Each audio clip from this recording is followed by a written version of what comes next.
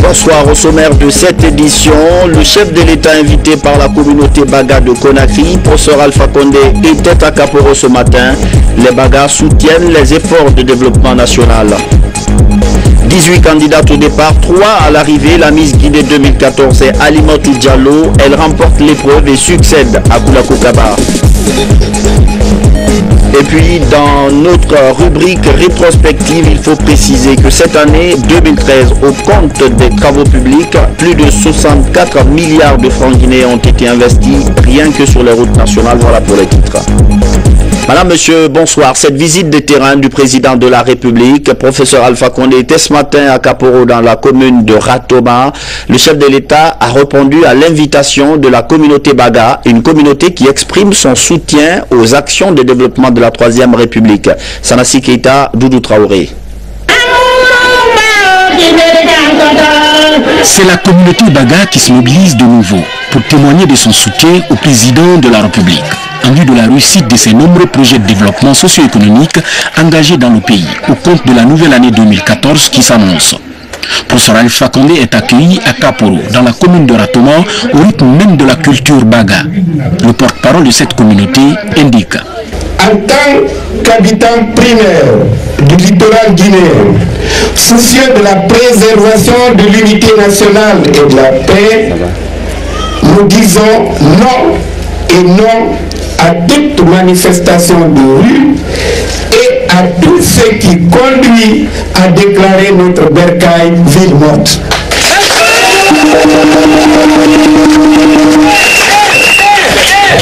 Ce n'est pas pour restreindre la liberté de qui que ce soit, loin de nous cette idée. Mais c'est pour que l'état de droit et l'état de fait soient intimement liés. Tout le monde sait la paralysie des activités de nos concitoyens chaque fois qu'il y a manifestation de rue. Quant au bilan macabre, il se passe des commentaires. Les efforts que vous menez, tous azimuts, pour relancer le développement socio-économique et culturel seront magnifiés chaque fois que l'opportunité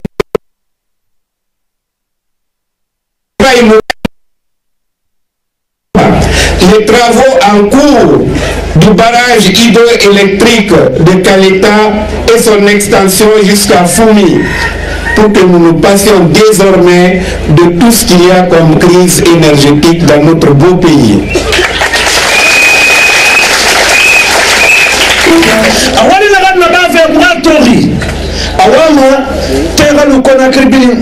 mais wallahi itanna kure labela bore sa kure fugera I makama ne yena kene ngono maye minde barali mabara dunda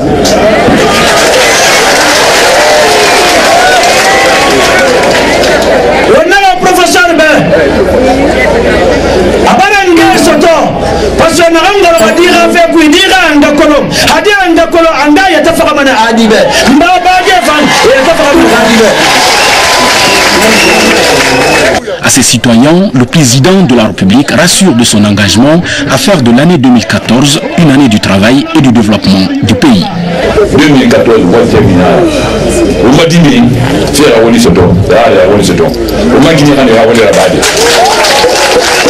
Donc, on va aller à l'auto, au Galam. On a des nanes. On a des nanes. Aujourd'hui et comme hier, la communauté Baga exprime son engagement à soutenir davantage le projet de société du chef de l'État. Toutes choses qui réjouissent d'ailleurs professeur Alpha Condé. La communauté Baga a envoyé une délégation au palais pour dire que les Baga veulent se réunir pour me passer le message, non seulement le message de soutien, mais le message de faire en sorte qu'il y ait la paix en Guinée et qu'ils sont les premiers habitants de cette ville. Ils veulent maintenant qu'il y ait comme ils l'ont dit, ils ne veulent plus d'entendre de ville morte ou autre chose, etc. Donc, qui seront tous mobilisés et derrière moi pour expliquer mon programme à travers tout le pays. C'est dans cette ambiance festive que le président de la République a pris congé de cette communauté Baga. Une communauté résolument déterminée à accompagner le président Alpha Condé dans la réussite de tous ses projets de développement engagés à travers le pays en vue de répondre favorablement aux attentes de la population guinéenne. Très chaleureuse, la communauté Baga. C'est un bijou au cœur d'une ville en pleine extension. L'hôtel Rio Nunez, un nouveau réceptif 3 étoiles qui a été inauguré hier à Boké par le Premier ministre. L'État a investi sur ce cadre à plus de 20 milliards de francs guinéens. C'est Guy Copresse qui a réalisé les travaux. Adi Camara. C'est un réceptif baptisé Hôtel Rio Nunez de Boké, situé entre la résidence du préfet et le musée régional communément appelé le Fontaine de Boké dans le quartier d'Ibia. C'est un bâtiment à 4 niveaux qui comporte 51 chambres dont 7 suites et 2 présidentielles, 2 cabines ascenseurs de 10 personnes, une piscine, un jardin fleuri, le tout alimenté par un groupe électrogène de 500 kVA. Comme on le voit, l'infrastructure est conçue selon les exigences architecturales des temps modernes et aucun détail lié au respect du standard international n'a été omis. Ces travaux ont été exécutés par l'entreprise Guy Copresse BTP, entièrement financée par la Direction générale de la Caisse nationale de sécurité sociale à hauteur de plus de 25 milliards de francs guinéens. L'implantation dans cette région de la CBG et la réalisation de nombreux projets et ceux annoncés confirment ce état de fait. Assurer une protection aux travailleurs est notre mission.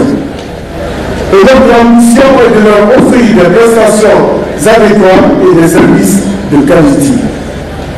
Au moment où le monde est séduit par d'importantes crises économiques, entraînant une réduction des possibilités d'emploi, les institutions de sécurité sociale sont encouragées à identifier d'autres opportunités de financement. Il est temps pour la CNSS, à l'instar des institutions sortes de la sous-région, de devenir un véritable moyen de développement et un réel outil de changement, tant souhaité par le président de la République, le professeur Alpha Condé, dans sa lutte contre la précarité. Je tiens à féliciter très chaleureusement le professeur Alpha Condé, président de la République, pour son initiative salutaire de délocaliser les festivités de l'anniversaire de notre indépendance à l'intérieur du pays. C'est cette vision qui a favorisé le choix de Boké pour le 54e anniversaire de l'indépendance et qui a permis de réaliser ce programme et d'autres infrastructures dans cette région. Cet ouvrage est une initiative du professeur Alpha Condé pour que ces investissements permettent de connaître la valeur réelle des conséquences économiques du tourisme et l'hôtellerie sur la vie de la localité. Face à la mission régalienne de la Caisse nationale de sécurité sociale, celle de garantir aux assurés sociaux la quiétude morale et matérielle aux différentes phases de leur vie professionnelle ainsi qu'à celle de leur retraite, il était opportun de réfléchir sur de nouveaux créneaux susceptibles d'augmenter les capacités d'action pour couvrir les besoins sans cesse croissants et varier les assurés sociaux. Quand le Premier ministre il est revenu avec force de taille sur l'implication du secteur privé dans l'amélioration du taux de croissance économique du pays. Après avoir achevé la première phase de réforme qui a créé une situation macroéconomique permettant de stabiliser l'économie pour que maintenant nous décollons avec les investissements. Cela n'est possible que lorsque le secteur privé s'engage derrière le gouvernement, qui a fait des réformes, mais des réformes qui ont leurs limites. Parce que lorsque vous avez réduit le taux d'inflation, lorsque vous avez mis le taux de croissance d'une économie sur l'orbite, lorsque la monnaie a été stabilisée, il vous faut, pour pérenniser tout cela, investir.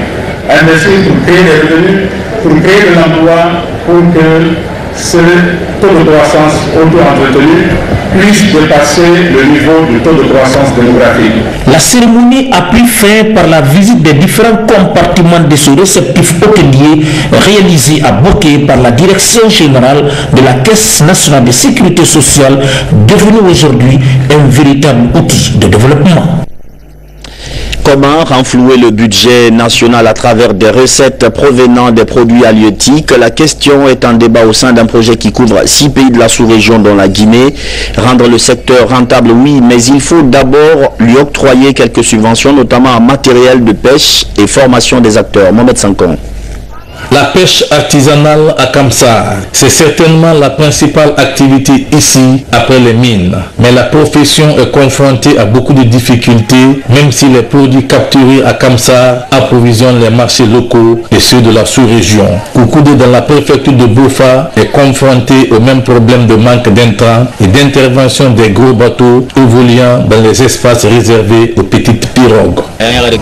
Une fois, en plein jour, un bateau est venu vers nous, il a raflé nos filets et est parti.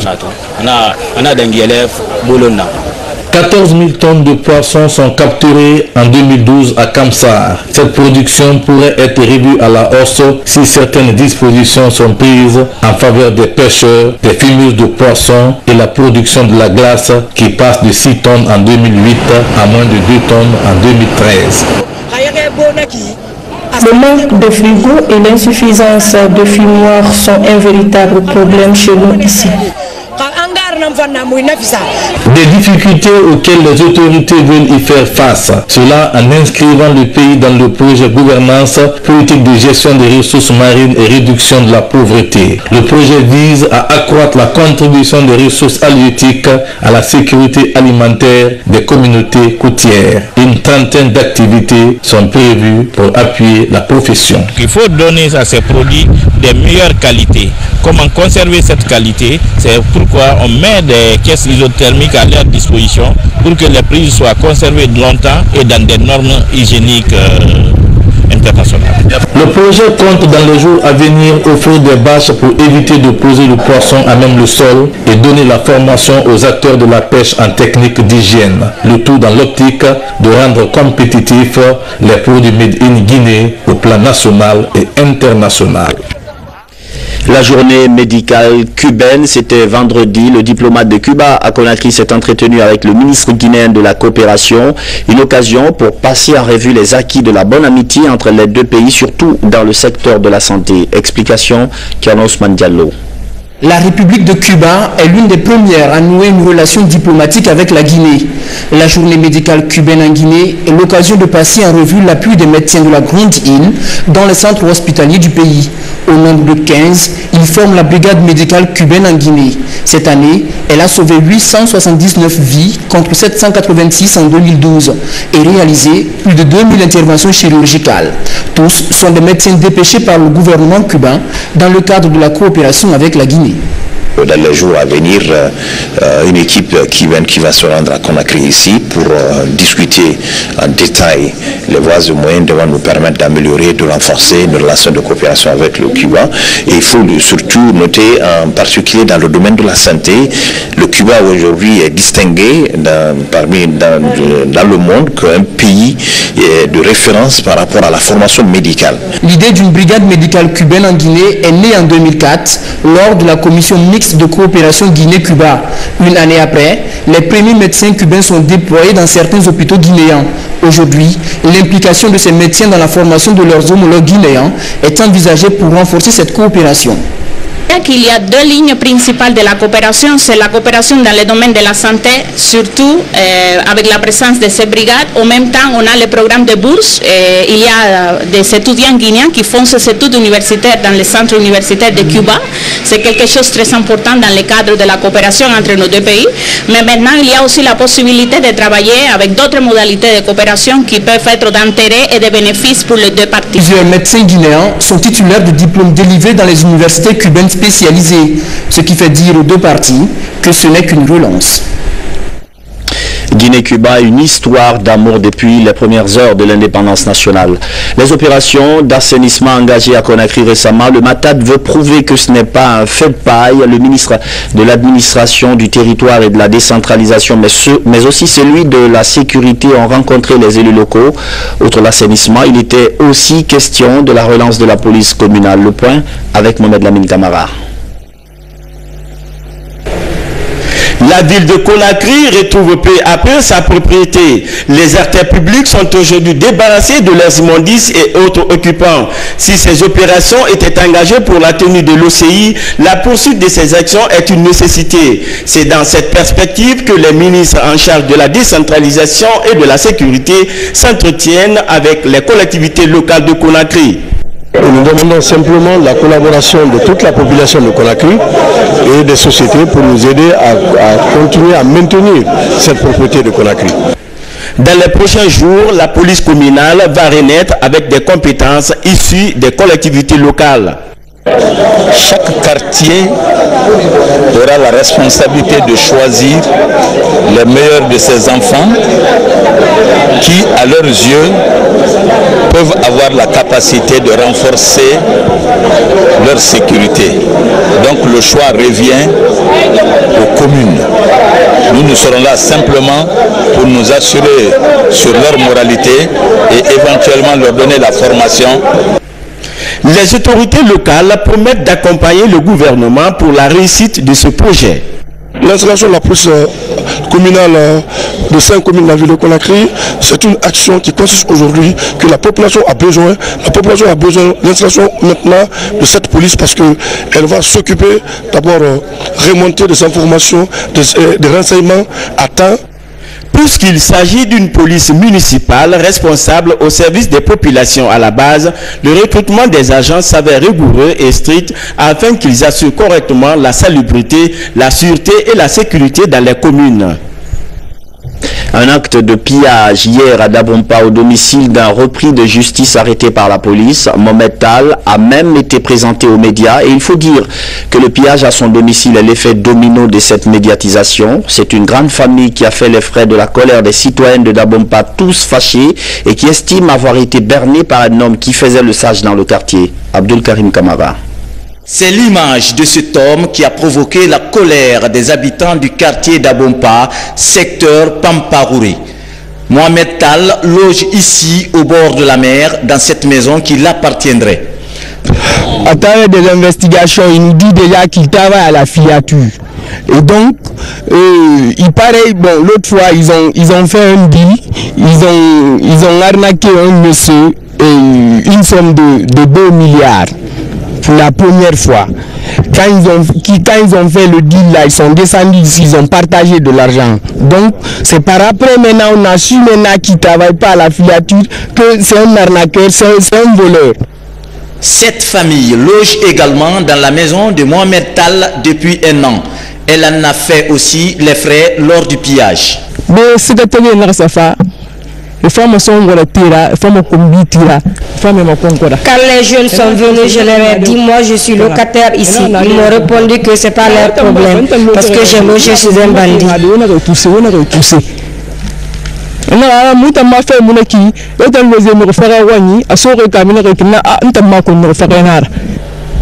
Autorités locales et habitants de Dapompa sont plus que jamais vigilants pour qu'aucun bandit ne loge désormais dans leur quartier. Et je demande encore de la vigilance du secteur de Carré et de la population de Dapompa. C'est pourquoi nous avons donné cette sonnette d'alarme, à savoir quiconque rentre dans le quartier, il faut savoir ce qu'il fait. Après la construction de cette maison, elle a été d'abord occupée par la famille du capitaine Mohamed Youssouf Kamara. 3 mois après, le propriétaire Mohamed Tal a commencé à y loger. Voilà ce qu'on pourrait qualifier d'une année fructueuse avec de bonnes récoltes. La campagne agricole 2013 a bénéficié d'un appui considérable du gouvernement. Même Dame Nature y est allée de sa contribution. Cette année, la pluviométrie a été très généreuse, notamment pour les champs de Bancor. Ansouman Toumani Kamara. À Bandankélé, dans la sous-préfecture de Banco à Dabola, la coopérative agricole et commerciale à la base a mis en valeur cette année 75 hectares de riz contre 45 en 2011. C'est un pas de géant pour cette structure qui encadre 20 groupements pour plus de 1600 paysans. Toutefois, la récolte n'a pas été facile à cause de l'insuffisance d'engins agricoles. 3 moissonneuses batteuses pour toute la préfecture de Dabola. Donc quand nous nous sommes engagés, nous avons pu. Nous n'avons eu l'appui de personne. C'est les membres de la coopérative qui ont cotisé pour faire ce travail. Ça veut dire que nous pouvons faire. Et nous demandons l'aide. Parce que la plaine n'est pas... Vous avez vu tout de suite les points qui ont été dénudés par l'inondation. Les plaines ne sont pas aménagées. Si c'est aménagé, nous pouvons travailler ici 2 ou 3 fois par an. Depuis 3 ans, la coopérative agricole et commerciale à la base dans la sous-préfecture de Banko encadre les paysans dans l'utilisation des intrants agricoles, le respect du calendrier agricole et l'octroi des prêts sans intérêt. On donne souvent aux paysans soit des intrants, des semences sous forme de prêts remboursables à la récolte et sans intérêt. Nous octroyons des petits prêts de 500 à 1 million à chaque paysan suivant leurs besoins, et qu'ils nous remboursent aussi à la récolte en nature sans intérêt. L'aménagement des plaines, l'augmentation du nombre d'engins de récolte, la formation des maintenanciers et la disponibilité des pièces de rechange sont autant de défis à relever par le département de l'agriculture pour gagner le pari de l'autosuffisance alimentaire. Un pari qui a déjà fait du chemin.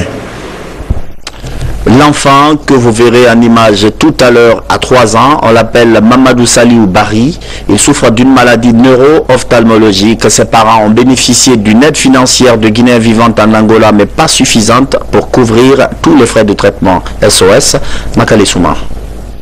Il a 3 ans et 8 mois. Il aurait dû être en train de gambader avec les autres enfants de son âge. Mais Mamadou Saliou Bari passe la journée au dos de sa mère. Il est atteint d'une maladie neuro-ophtalmologique.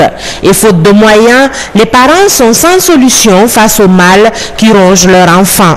Cette enveloppe est celle des Guinéens vivant en Angola. Un soutien de 7 000 $ qui, hélas, ne peut pas suffire pour les soins nécessaires dans un hôpital spécialisé. Cette remise, comme l'a dit le doyen, permettra, n'est-ce pas, à d'autres de savoir qu'il y a besoin de contribuer pour ce garçon. Je pense que 7 000 $, c'est assez d'argent pour celui qui n'en a pas, mais pour celui qui sait ce qu'une opération comme celle-là pourrait coûter, c'est insignifiant. Malade depuis près de 8 mois, le cas du petit Mamadou Saliou inquiète ses parents, surtout sa maman qui ne retient pas ses larmes à l'annonce de cette bonne nouvelle. J'ai bien reçu l'argent qu'on m'a offert. Je dis merci à tous ceux qui m'ont assisté financièrement et qui ont pensé à moi. Je vous dis merci beaucoup. Ce sont des larmes de soulagement et non de désespoir d'une mère, car les parents du petit Saliou attendent que d'autres bonnes volontés se manifestent pour pouvoir sauver l'œil droit de leur enfant, voire sa vie. Sport, un nouveau sélectionneur pour le Auréa Athlétique de Conakry. Le champion de Guinée sera coaché cette année par Amara Traoré, ancien sélectionneur du Sénégal. Il a donné ce matin une conférence de presse pour afficher ses ambitions. Omar Dieng. D'importantes questions ont été soulevées au cours de cette rencontre de dirigeants du Auréa Athletic Club avec la presse sportive. Les défis qui attendent le club rouge-blanc dans les joutes de la prochaine édition de la Ligue des champions de la CAF et les corrections nécessaires pour un bon parcours ont été entre autres précisions faites par Amara Traoré, le nouveau sélectionneur. Aujourd'hui, on est à la recherche d'un attaquant de rupture pour compléter l'effectif qu'on a, parce que tous les attaquants qu'on a sont des attaquants de fixation.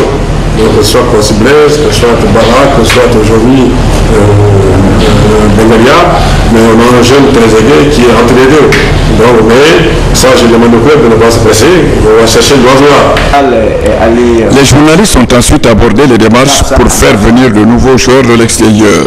Antonio Soare, le président du club, a enfin saisi cette occasion pour annoncer la création d'une nouvelle chaîne de télévision avec des programmes essentiellement sportifs et culturels et faire des mises au point autour du sponsoring et du déroulement du championnat.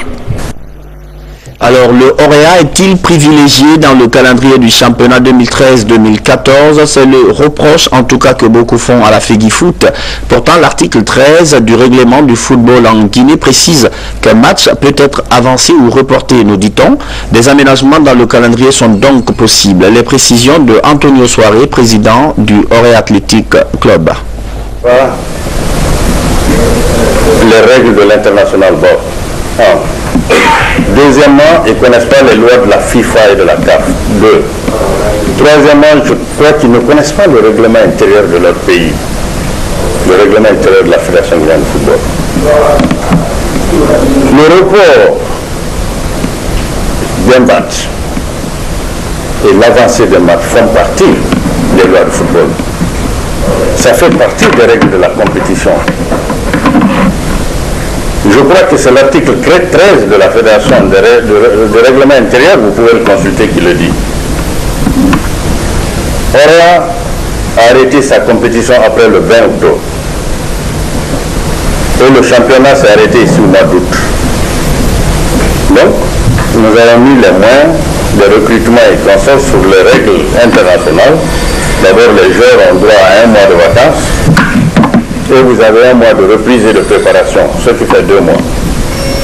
Si on aurait arrêté en fin octobre, on aurait tout le droit de se préparer parce que nous sommes sur 3 tableaux. L'entroi de l'investiture du président de la République a été célébré dans la préfecture de Beila. Une ONG locale a même organisé quelques festivités culturelles. Elle a notamment lancé la première édition du FESIC, le Festival culturel international du Konya. Mohamed Kourouma. Beila, ville chargée d'histoire au cœur du Konya. C'est cette préfecture que l'association des promoteurs et sympathisants de la forêt Apposif a choisi pour célébrer l'entroi de l'investiture du chef de l'État.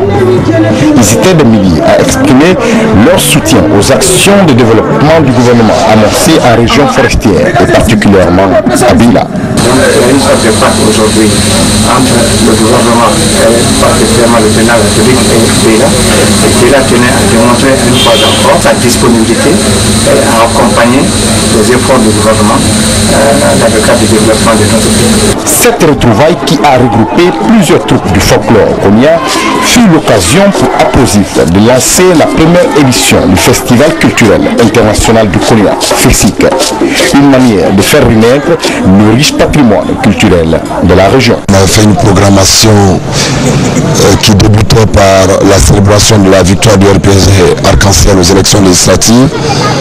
Ensuite, l'entroi de l'investiture du président de la République, le professeur Alpha Condé. C'est à travers ce festival que nous voulons naturellement sortir de l'ornière les talents de la communauté Konya cachés. Chaque sous-préfecture a minimum 2 ou 3 groupes que nous sommes censés aider, promouvoir. Donc c'est dans cet esprit qu'on a créé ce festival. La célébration de l'entroi de l'investiture du chef de l'État à Beila a été marquée par un concert géant du célébrissime Bembea Jazz et de la voix d'or du Konya Joma Fanta. Le match de gala remporté par l'équipe de Beila face à celle de Senko fut le coup final des festivités. Je vous le disais en titre, la plus belle jeune fille de Guinée 2014 est connue. Alimatou Diallo n'a fait que confirmer. Elle a d'abord été Miss Conakry pendant la phase de présélection. À ses côtés, 2 autres beautés physiques et intellectuelles. Le comité Miss Guinée est très satisfait de cette 6e édition. Mamadou Alpha Baldé. Elles sont 18 candidates venues de toutes les régions du pays pour cette élection de Miss Guinée 2014. 18 beautés, une seule partira avec la couronne. La compétition s'annonce rude, les candidates se lancent dans la bataille. Au terme du premier tour, le jury retient 11 filles pour la dernière ligne droite. Les règles du jeu deviennent plus complexes. Des thèmes comme l'entrepreneuriat et l'emploi, la formation et l'éducation sont développés par les candidates. À la ligne d'arrivée, c'est Halimatou Diallo, la candidate de Conakry, qui est élue Miss Guinée 2014 avec 191 points. Je suis très émue d'être l'ambassadrice de la beauté guinéenne. J'espère pouvoir honorer le drapeau rouge et vert que je porte sur la poitrine. Pour mon année 2014, ma priorité d'abord, c'est la rénovation des maternités de la salle d'accouchement de l'hôpital de Donka et d'Ignastin. C'est la magnificence de la beauté guinéenne, tout comme je disais au début, la magnificence de la concorde nationale. Ces jeunes, ces beautés nous font comprendre une fois de plus que notre pays recèle de beauté énorme et que nous devons le défendre, nous devons le prendre dans les mains, nous devons donner la main afin que ces beautés rayonnent à travers le monde. c'est l'encadrement que nous allons essayer de mettre au niveau de la candidate et aussi continuer à participer à ces concours internationaux-là. Donc pour participer, il faut respecter les règles. Et c'est ce que nous avons essayé de faire ce soir, c'est-à-dire relever un peu le niveau, parce que sur le plan international, quand ces filles-là se rencontrent, c'est quelque chose de vraiment d'immense, quoi. Et si nous n'avons pas la chance d'avoir une Miss assez représentative, voilà, on nous passons à côté. A rappeler que la première dauphine est la candidate numéro 4, Maria Massireba, suivie de la numéro 18, Clémence Lama. La 4e place est revenue à la candidate numéro 14, Safiatou Diallo, et la 5e, Ayelika Souma. Halimatou Diallo, la Miss Guinée 2014, devra désormais défendre les couleurs guinéennes dans les prochaines compétitions internationales. Beaucoup de points sont intégrés dans les acquis du ministère des Travaux publics en 2014. Ils ont été présentés aujourd'hui au cours d'une conférence de presse. Il y a notamment la réhabilitation de la route Beila-Zérékoré sur une distance de 130 km.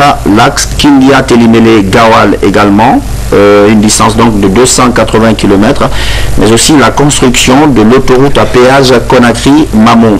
Les travaux publics, c'est aussi des perspectives de développement, notamment la réhabilitation des routes nationales dégradées. D'ailleurs, par rapport à ces travaux publics, plus de 64 milliards de francs guinéens ont été investis cette année sur le réseau routier.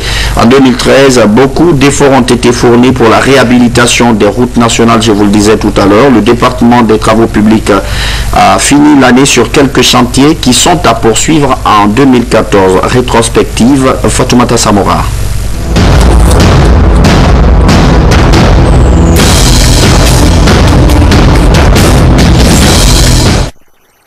Chaussées revêtues, vieillissantes et prédominance des routes en terre, le réseau routier guinéen est dans un état de dégradation poussée depuis des années.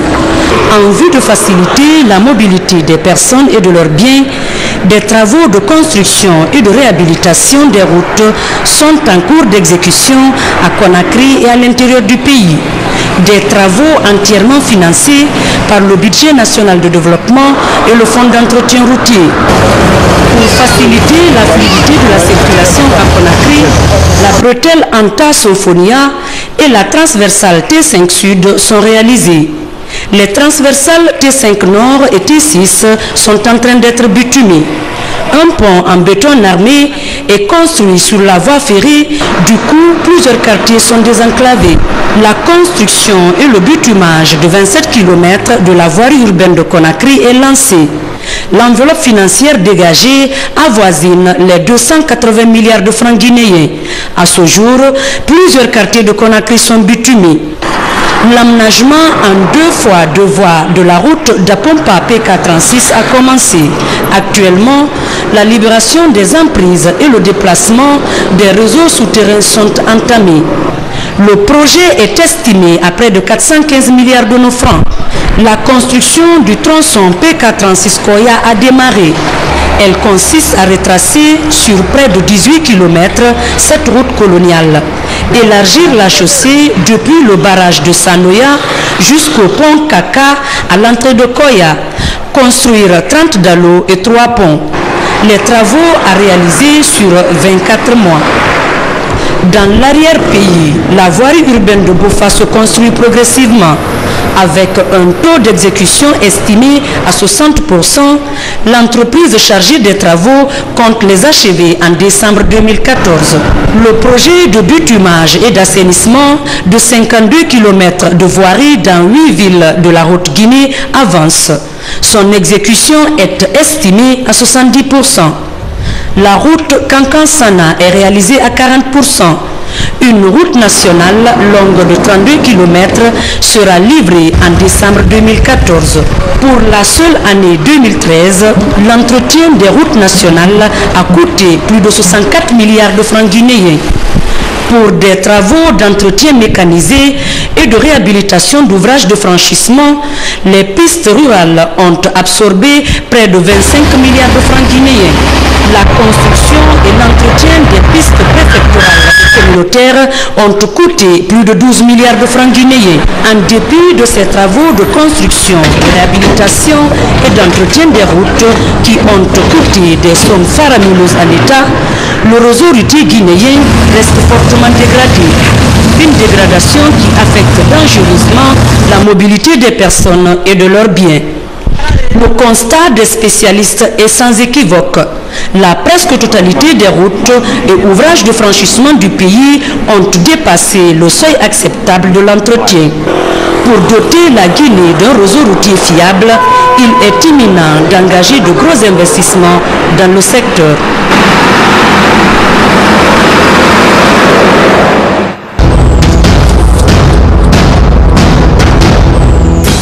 La Guinée des travaux publics en 2013 et ce reportage signé Fatoumata Samora que j'ai l'honneur de recevoir sur ce plateau. Bonsoir.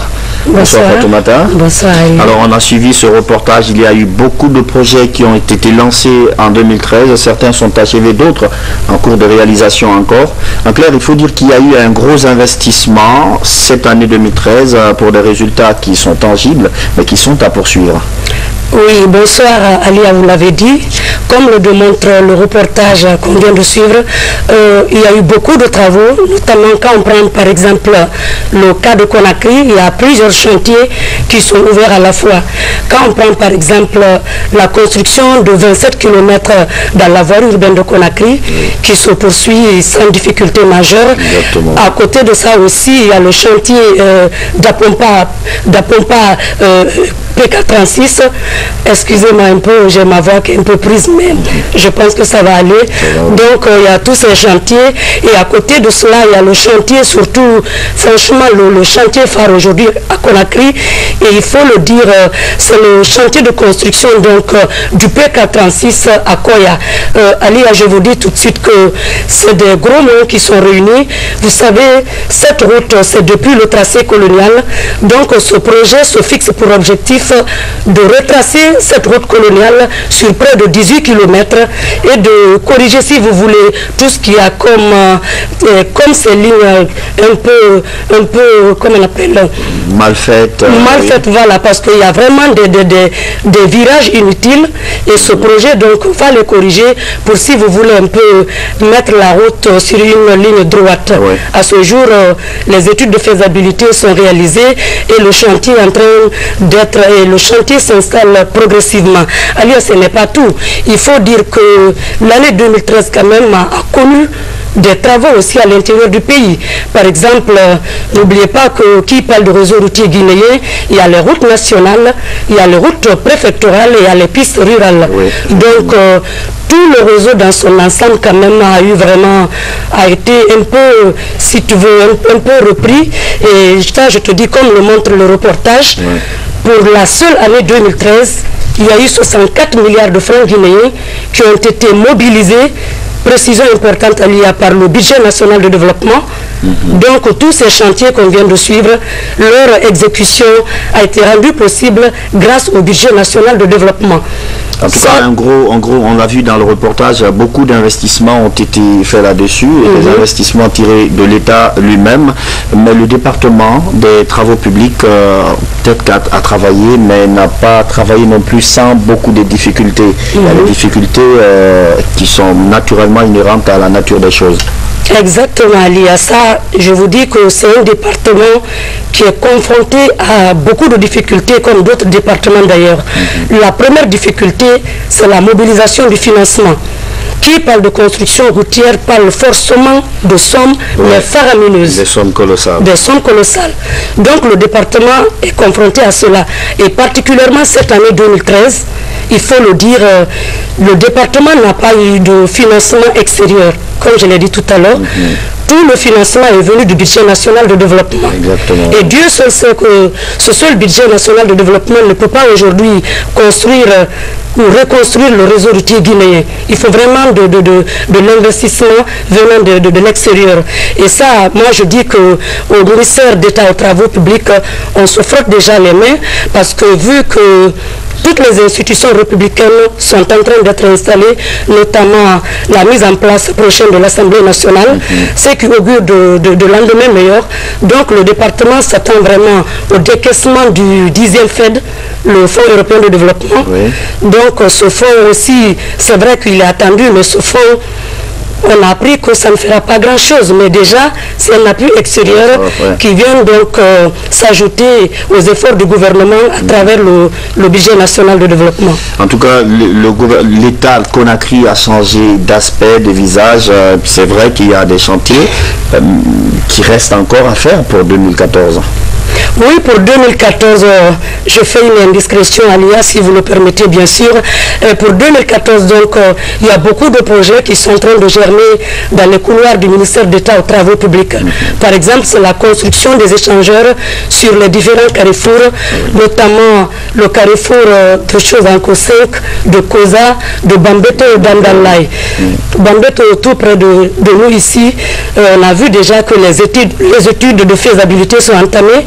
Donc ils sont en train de voir tous les paramètres possibles, comment est-ce qu'un échangeur moderne comme celui de Moussodougou ou plus, pourquoi pas, pourrait être construit là-bas pour un peu décongestionner la circulation à Conakry.